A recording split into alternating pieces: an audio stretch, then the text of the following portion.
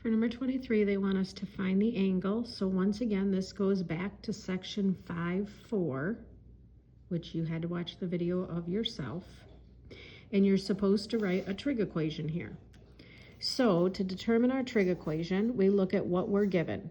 We're given two legs, because this is the hypotenuse, even though I know it's hard to see because it's a horrible drawing, but it's across from the right angle. So this is opposite, this is adjacent. The only trig function that deals with that is tangent. We plug in our information. We don't know what the angle is. The opposite side is 12. This is 19. If I want to move tangent over here, then anytime I move from one side of the equation to the other, I do inverse.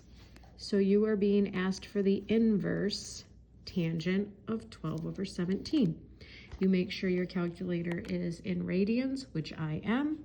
Do the inverse of 12 divided by, what did I say it was, 19? I think I said 17 a second ago. And we get 0.563. So that's what theta is equal to. Theta is 0.563 radians. Here we're going to simplify inside the parentheses first. So the sine of pi, and I apologize, I don't have my unit circle here. So the sine of pi, this is where pi would be at. The ordered pair there is -1, 0. So this all becomes 0. So we have the inverse tangent of 0. So the tangent of some angle equals 0, which means y over x equals 0. Which means in order to get a fraction equal to 0, the y value is the one that has to be 0. This can be any number it wants, but the top number has to be 0.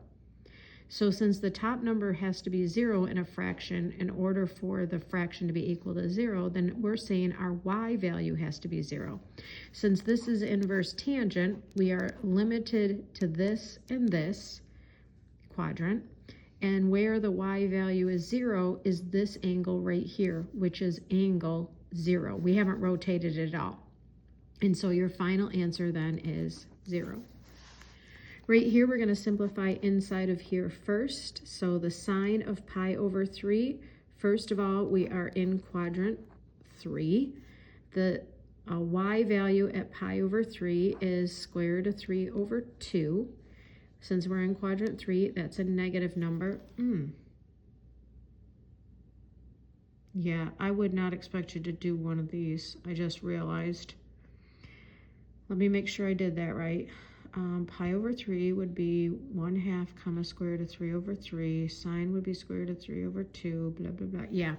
So this would become this, and then you would need to do the inverse tangent of that, which means the tangent of what angle equals negative square root of 3 over 2. Well, we don't, that's not on the unit circle. We don't know that one. Is there a not possible? Oh, that's why. It's not possible. It even says that in the instructions. It's not possible because there is no tangent value that we know of that's square root of 3 over 2. So we can't do that without a calculator. So that's that one. This one right here, inside, this is saying the sine of what angle equals x minus 1. Well, that's definitely not on the unit circle. So this is just like the last one that we did. We're going to draw a triangle. And from that triangle, we're going to be able to take the tangent value. But we got to do some labeling first. First of all, I'm going to call this my, I love these problems. I'm going to call this my acute angle, whatever you want to call it. I'll call it theta. The formula for sine is opposite over hypotenuse. This isn't in terms of a fraction, so I'm going to make it a fraction, poof. The opposite leg is x minus 1. And the hypotenuse is 1.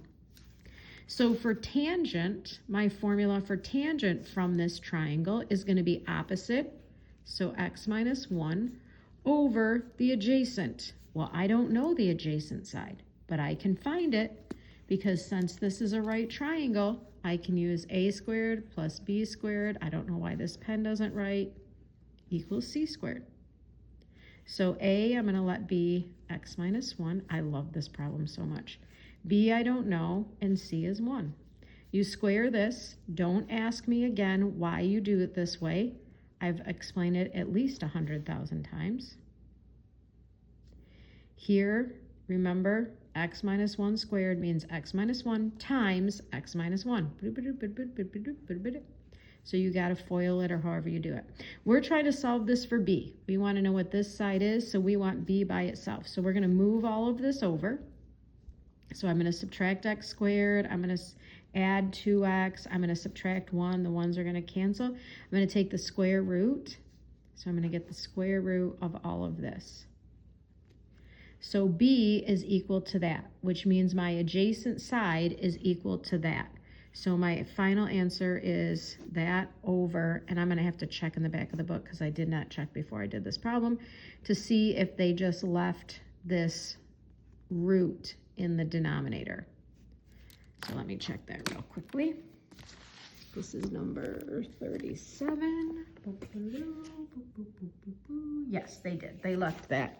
There it is right there in the back. Cool problem. Love, love, love, love. Okay. Last couple. These are story problems. Number 53 says, suppose a 13-foot ladder is leaning against a house and it is reaching the bottom of a second floor window that's 12 feet up off the ground. So I labeled all that. What angle in radians does the ladder make with the building? So I labeled ladder, building. They want to know the angle in between those. So they're asking for this angle right here. So this is a problem just like 23 was. You just had to draw it yourself. So what I'm given here is the hypotenuse and the leg adjacent, which would be cosine of some angle is adjacent over hypotenuse. So the cosine of some angle is 12 over 13. So to figure out the angle, we do the inverse cosine of 12 over 13. So inverse cosine, 12 divided by 13, and we get theta equals 0.395. And then for the next one, they told us we had an isosceles triangle. An isosceles triangle has two sides that are equal to each other. They told us that was 9. They also told us that the other side was 8. And then they said they want to know the angle of this, that the side of the 9-inch side and the 8-inch side make. They want to know this angle right here. So since this is not a right triangle, I'm going to make it into a right triangle. Poof, you're a right triangle. And so now what we have, when I remake just the right triangle, I'm trying to find this angle. This is 9. And in an isosceles triangle, when you graph the altitude, that becomes a perpendicular bisector. So this is 4. So I have the hypotenuse, the adjacent. Oh my gosh, it's just like the previous one. And then do the inverse cosine of 4/9.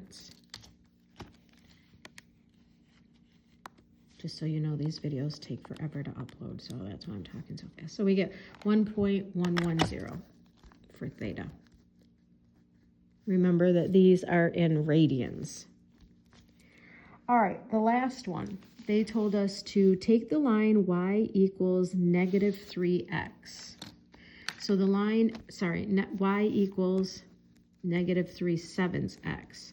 So that means I'm passing through the origin and my slope is negative 3/7. 1, 2, 3, 1, 2, 3, 4, 5, 6, 7. I think that's right. I don't know. And so we end up with this right here. Whoop, close enough.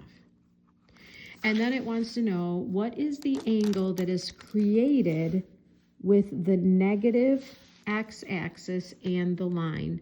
So here's the negative part of the left x-axis, and then here is the line. So they want to know that angle right there.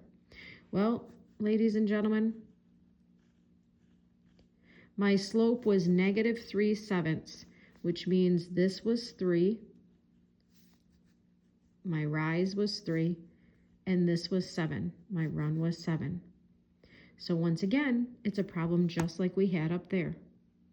But this time, instead of being given the hypotenuse, which I don't know, I'm given the opposite and the adjacent, which is tangent. So we have tangent of theta equals 3/7. So theta is inverse tangent of 3/7,